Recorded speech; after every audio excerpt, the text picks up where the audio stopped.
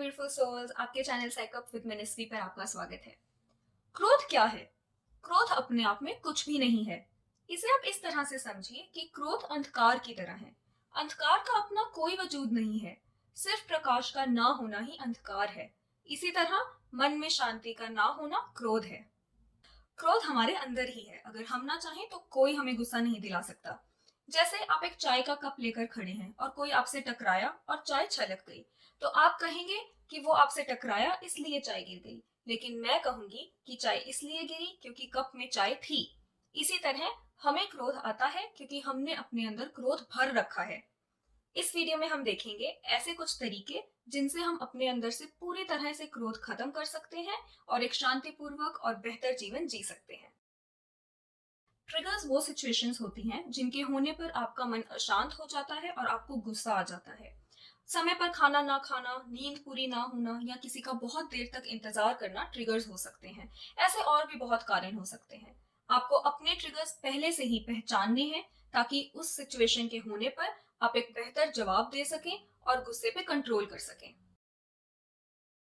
आपके मन में अगर किसी की कही बात को लेकर निराशा, दुख या गुस्सा है, तो आप उससे जाकर शांत मन से और सम्मान पूर्वक बात कर सकते हैं। शुरू शुरू में ही बात करके गलतफहमियां दूर हो जाती हैं। आग जब शुरू शुरू में सुलगती है तो जरा सी हवा उसे बुझा देती है, लेकिन आग जब बढ़ जाती है तो वही हवा उसे विकराल रूप दे देती है।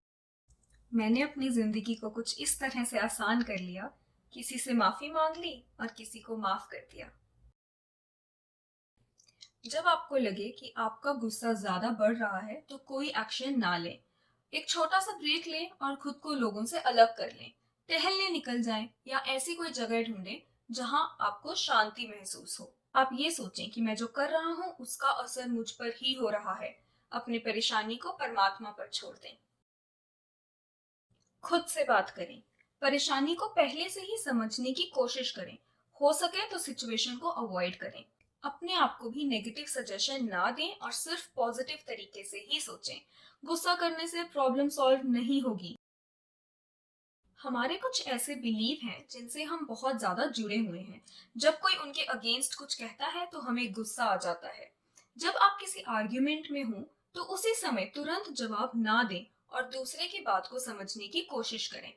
दूसरों की बात को नेगेटिव वे में ना लें और खुद को शांत रखने की पूरी कोशिश करें। किसी से काम करवाते समय उन पर चिल्लाएं नहीं, नम्रता के साथ लेकिन दृढ़ शब्दों में उनसे काम कहें। काम शांतिपूर्वक हो जाएगा। झगड़ा होने पर झगड़े के बाद शांत मन से समस्या के बारे में सोचें, उनके कारण समझें और उन्हें सॉल्व करने के तरीके निकालें। इससे झगड़ा दोबारा नहीं होगा।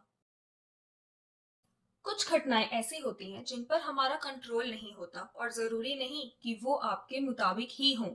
आपको खुले मन से इन सिचुएशंस को स्वीकार करना होगा। धैर्य रखना आपको क्रोध से बचा सकता है।